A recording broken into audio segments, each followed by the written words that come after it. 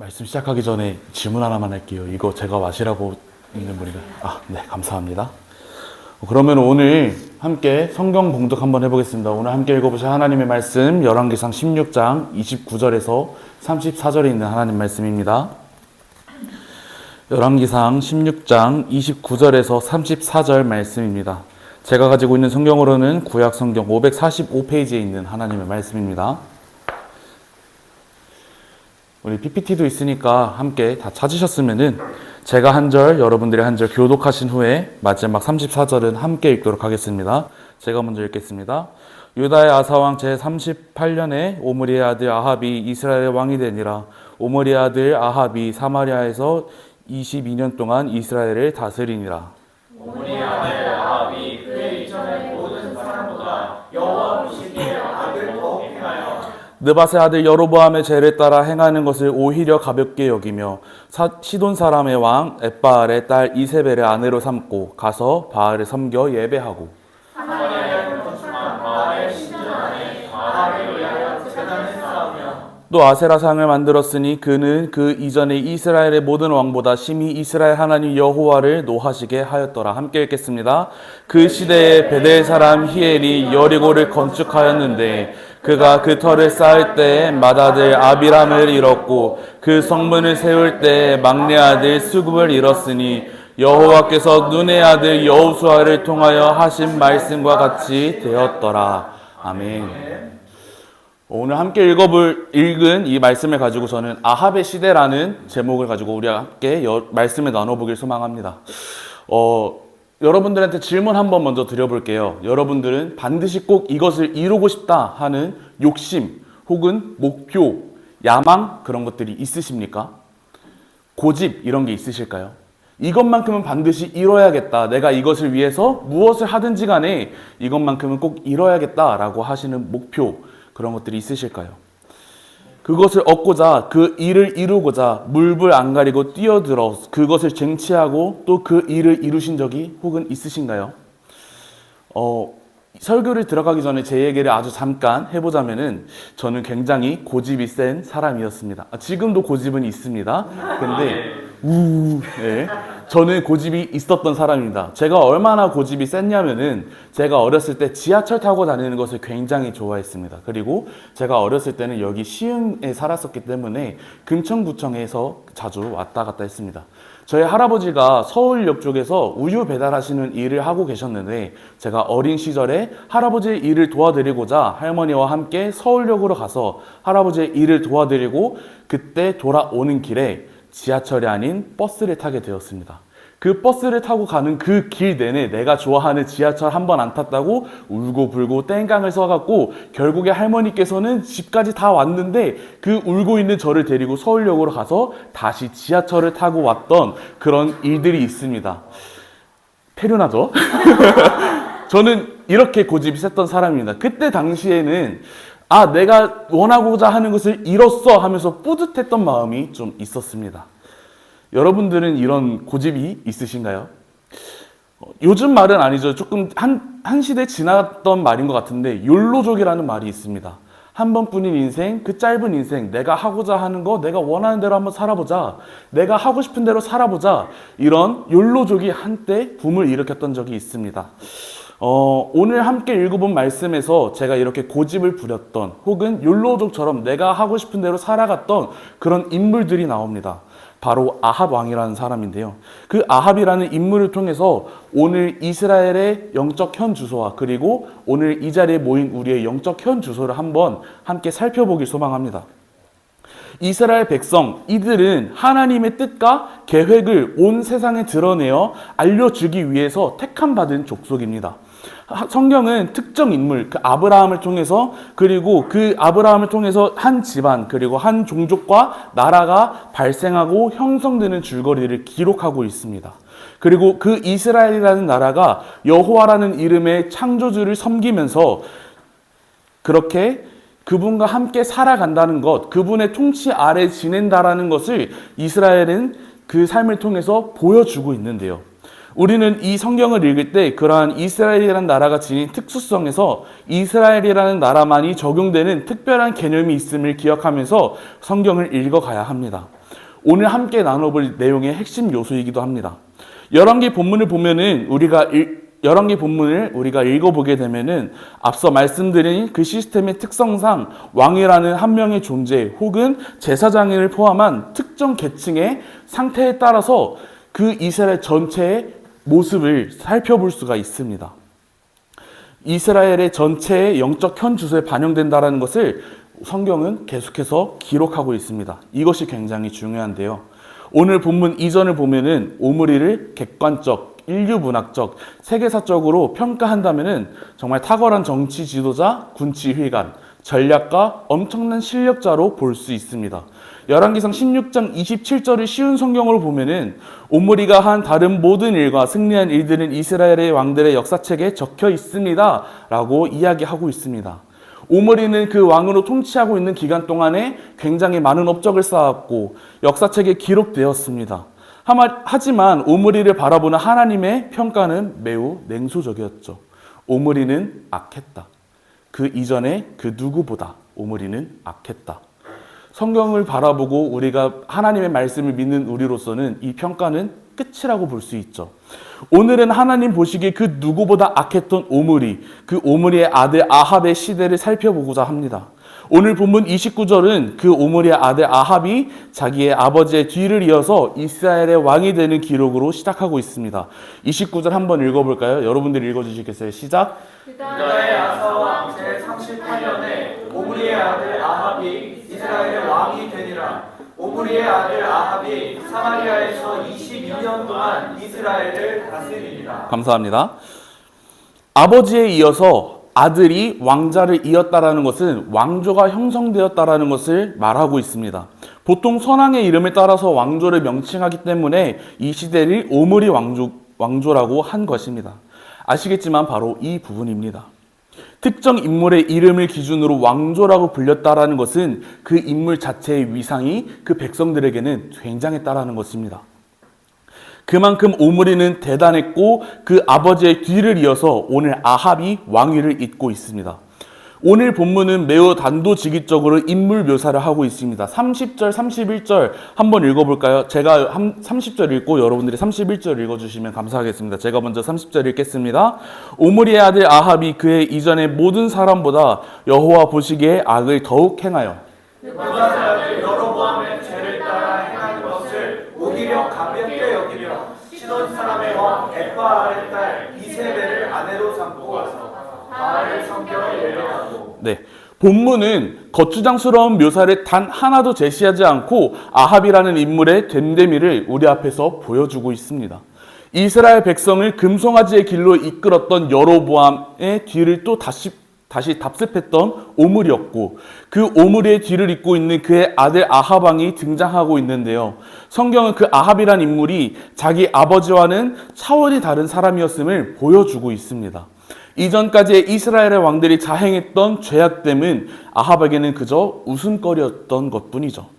오늘 본문 31절 하반절 한번 볼까요? 그리고 그 뒤에 이어지는 기록들을 보시길 바랍니다. 우리는 아합의 진면목을 볼 수가 있습니다. 31절에 시돈 왕 엣바알의 딸 이세벨을 아내로 삼았습니다. 그리고 가서 바알을 섬겨 예배했다라고 나와 있죠. 32절은 또 자기 아버지가 재력으로 매입한 사마리아 산 위에 지어진 성읍에 바알 신전을 건축하고 바알 신전 안에 바알의 제단을 쌓았습니다. 그리고 33절에서는 아세라 신상까지 건축하게 되죠.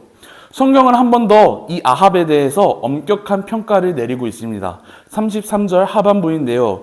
그는 그 이전에 이스라엘의 모든 왕보다 심히 이스라엘 하나님 여호와를 노하시게 하였다. 아합의 아버지인 오므리도 하나님 앞에 그 이전의 모든 왕보다 모든 사람보다 더욱 악을 행했던 사람입니다. 오늘 우리가 살펴본 오므리의 아들 아합은 진짜 클래스가 다른 사람이라는 것을 보여주고 있는 것이죠. 황금송아지요? 그저 그것은 아무것도 아닌 웃음거리였습니다. 금송아지는 에피타이저 수준이었죠. 그 옆에다가 바알 신상을 세우고 또 그 옆에는 아세라 여신상까지 놓았습니다. 오늘 우리는 이렇게 여호와 앞에 결코 용납될 수 없는 악행을 패키지로 일삼았던 아합이라는 인물에 좀 주목을 해보려고 합니다. 지금부터 성경이 우리에게 제공하는 정보들이 구체적으로 어떤 내용을 말하고 있는 것인지 함께 살펴보겠습니다. 첫 번째로 등장하는 인물, 아합의 장인입니다. 아합이 결혼한 이세벨의 아버지, 아합의 장인이죠. 시돈 사람의 왕 엣바알. 이 엣바알은 누구일까요? 뭐 하는 사람일까요? 역사 자료를 한번 찾아보면은 엣바알은 그저 진짜로 불도저와 같은 인물로 보여집니다. 엣바알은 본래 시돈의 왕이었던 펠리스를 살해하고 왕이 된 사람이라고 합니다. 야망과 야욕이 있었고 그것을 실행할 수 있었던 그런 능력이 있었던 사람입니다. 엣바알이라는 사람의 이름의 뜻은 바알과 함께라는 뜻인데 바알을 섬기는 종교의 제사장 정도로 이해하시면 좋을 것 같습니다. 즉 아합의 장인 엣바알은 종교를 넘어서 정치적인 것까지 원했고 결국에는 그것을 손에 쥔 결국엔 그 인간 승리를 이뤄낸 인물이라고 우리는 알 수 있습니다. 아합은 그러한 바알의 제사장 겸 정치적 야망을 끝내 이뤄내는 사람의 딸을 아내로 삼았고 성경에 기록된 그대로 보시면은 가서 바알을 섬겨 예배했습니다. 동사 여러 개가 반복적으로 사용되고 있죠. 역동적인 행동을 묘사하고 있음을 보여줍니다. 아합은 매우 적극적으로 행동했다라는 것을 의미하고 있습니다. 그 이유는 무엇일까요? 도대체 왜 아합은 가서 바알을 섬겨 예배했을까요? 그것으로 인해서 얻을 것이 있었기 때문입니다. 한번 볼까요? 엣바알이 다스렸던 시돈은 당시 유명한 항구 도시였습니다. 고대 시대에 항구를 가졌다라는 것은 엄청난 돈과 군사와 영향력을 골고루 확보할 수 있는 최적의 조건이었습니다. 이 지역까지 확보할 수 있다면은 이스라엘은 경제적으로 금맥, 노다지를 확보하게 되는 것이죠.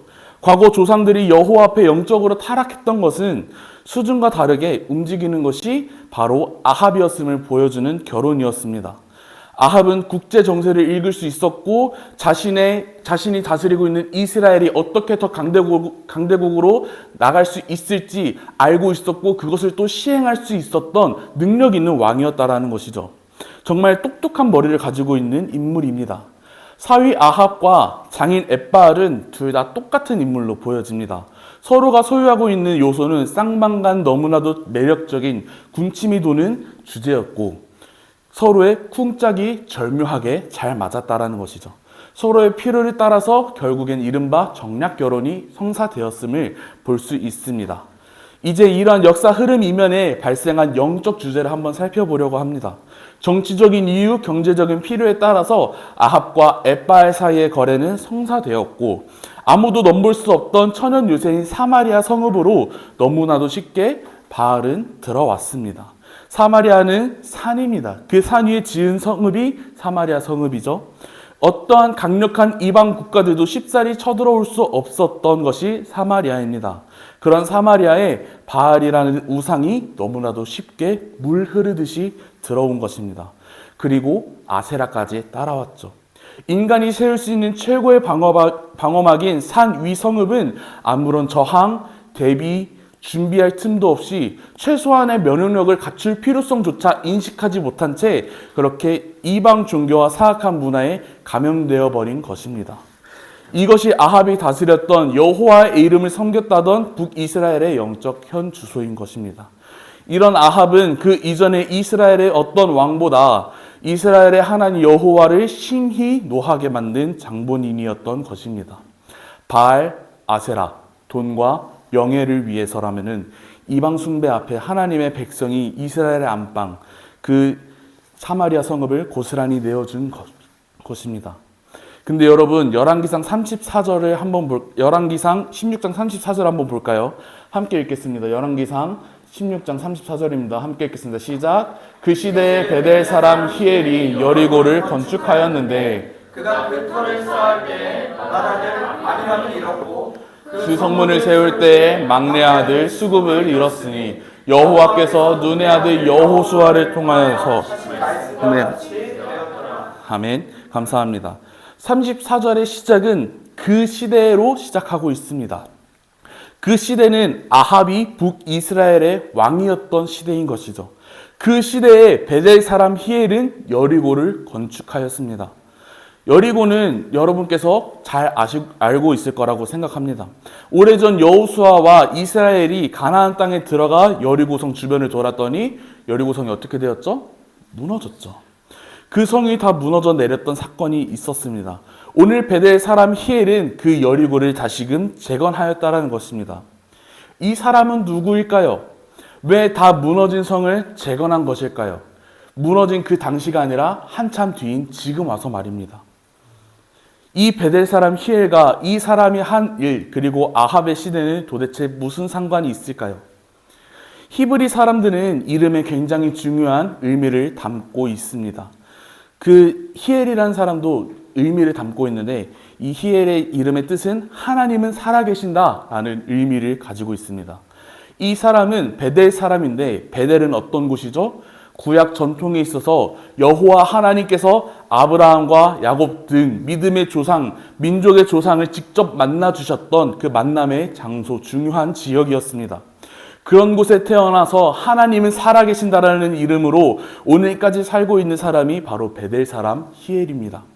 그가 여리고를 재건하였습니다. 그 과정에서 맏아들이 죽었고 막내 아들까지 죽었습니다. 성경 구절은 그냥 그렇게만 적혀 있습니다만은 이스라엘 백성의 역사를 알고 히브리인들의 그 이름의 의미를 담는다라는 특징을 고려해서 본다라면은 지금 우리가 보고 있는 이 34절은 굉장히 끔찍한 구절인 것입니다. 여호수아서 6장 26절을 한번 볼까요? 여러분들이 한번 읽어주시겠습니까? 시작. 여호수아가 그때 맹세하게 하여 이르되 누구든지 일어나서 이 여리고 성을 건축하는 자는 여호와 앞에서 저주를 받을 것이라. 그 기초를 쌓을 때 그의 맏아들을 잃을 것이요 그 문을 세울 때에 그의 막내 아들을 잃으리라 하였더라. 아멘. 과거 하나님께서는 완전히 진멸시킨 가나안 족속의 여리고성을 재건할 경우 저주를 받을 것이라고 분명하게 말씀하셨습니다. 헤렘이라는 히브리 단어가 있습니다. 하나님께서 진멸시킨다라는 의미를 가지고 있는 것이 바로 헤렘이라는 단어입니다. 하나님께서 헤렘시킨 것은 온전히 하나님의 주도 아래, 하나님의 그 주권 아래 놓였다라는 의미가 되는 것이죠. 그렇게 그것에 손대는 것은 하나님께 정면으로 도전하는 반역 행위가 되는 것입니다. 이것이 구약의 헤렘 개념이고 여리고성 재건 금지 명령이 이 사항을 담고 있는 사건이 되는 것이죠. 그런데 히엘은 그 여리고를 재건합니다. 히브리인이 헤렘을 모를 리가 없죠. 왜 재건을 하려고 했는지 오늘 말씀에서는 이야기하고 있지 않지만 다만 여리고를 재건하다가 여호수아서의 말씀대로 맏아들과 막내 아들을 잃었다라는 것을 기록하고 있습니다. 그 터를 쌓을 때 맏아들을 잃었고 마지막으로 성의 문을 세울 때 막내 아들을 잃었습니다. 잘 보세요. 여리고 재건을 시작하였고 그 과정에서 장남이 죽었습니다. 베델 출신이면서 이름이 히엘, 하나님은 살아계신다라는 뜻의 이 사람이 여리고를 향해 명하신 그 하나님의 저주 선언을 몰랐을까요? 하나님이 재건하지 말라고 명령하신 그 명령을 몰랐을까요? 그러나 보시면 여리고성 재건은 최종 작업에 해당되는 문까지 세워져서 완료되어지면서 결국 막내 아들까지 죽게 됩니다. 집념의 결과죠. 정말 무서운 집념입니다. 이것은 자신이 죽건 말건 끝장보리라라는 정말 끈질긴 오기로 볼 수 있습니다. 출신과 이름은 하나님을 경외함에 있어서는 둘째가라면 서러울 정도의 히엘이지만 그의 알맹이는 철저하게 자신의 목적을 위해 끝까지 달리는 모습을 보여주고 있습니다. 여러분 샘플 아시죠? 화장품을 사면은 샘플을 줍니다. 그 작은 샘플을 통해서 그 상품 전체를 알 수 있도록 보여주는 맛보기 상품이라는 것이죠. 열왕기상 16장 34절의 이 히엘 비화의 기록은 북이스라엘의 강력한 통치권을 확보와 자신의 필요한 요소라면은 바알과 아세라까지 손에 쥐고야 말았던 아합을 보여주는 기능의 구절인 것입니다. 여러분, 아합의 됨됨이를 기록하던 성경은 뜬금없이 34절을 제시했습니다. 만일 우리가 히엘이라면 어땠을까요? 분명 자기 맏아들이 죽었을 그 즉시에 여리고 재건을 중단하고 하나님 앞에 나아가 회개했을 것입니다. 그러나 히엘은 장남과 막내 아들의 장례를 치르면서까지 결국 끝장을 보고야 말았습니다. 이 비화가 보여주는 것은 그 시대가 이러했다라는 것을 보여주는 단편적인 고발입니다. 아합이라는 왕은 그 이전에 어떤 왕보다 심히 여호와를 노하게 만드는 존재였고, 그 한 인물은 왕으로서 그 전체의 대표성을 지닌 존재입니다. 즉, 그 시대에는 왕은 물론이고 전체적으로 이스라엘 백성들이 싹 다 이 모양 이 꼴로 썩어 문드러져 있었다라는 것을 오늘 열왕기상 16장 29절에서 34절은 이스라엘의 영적 현 주소를 이야기해주고 있는 것입니다. 과거 여호수아 시대에 여호와께서 엄격하게 하셨던 그 말씀은 온데간데 없이 사라진 시대가 바로 아합의 시대라는 것이죠. 이제 말씀을 좀 정리해 보려고 합니다. 오늘 아합의 모습과 보조 캐릭터였던 엣바알과 히엘에게서까지 모두 똑같은 공통점이 발견되고 있는 것을 우리는 파악할 수 있습니다. 첫 번째, 그들 모두에게는 저마다의 필요한 것이 있었습니다. 자신에게 그 무엇보다 중요하다 여기는 목적이 있었던 것이죠. 두 번째, 그 가치관과 목적에 따라서 정말 최고와 최선 그리고 최적의 방법을 선택하였고 그것을 실행했습니다. 그리고 끝내 이뤄냈죠. 투철한 목적의식과 과감한 행동 전략을 볼 때 그들은 성공 신화를 이룬 셈입니다. 세 번째, 그 과정에서 엄청난 열심과 열정과 투지를 보여줬습니다. 자식들이 죽어나가도 끝까지 밀어붙이는 오기도 보여줬죠. 그렇게 자신의 필요와 욕구와 야망을 위해서 내가 가진 총력을, 내가 가진 모든 것을 쏟아 부어서 이뤄냈을 때 그야말로 100점짜리 인생 아닐까요? 인간 승리죠.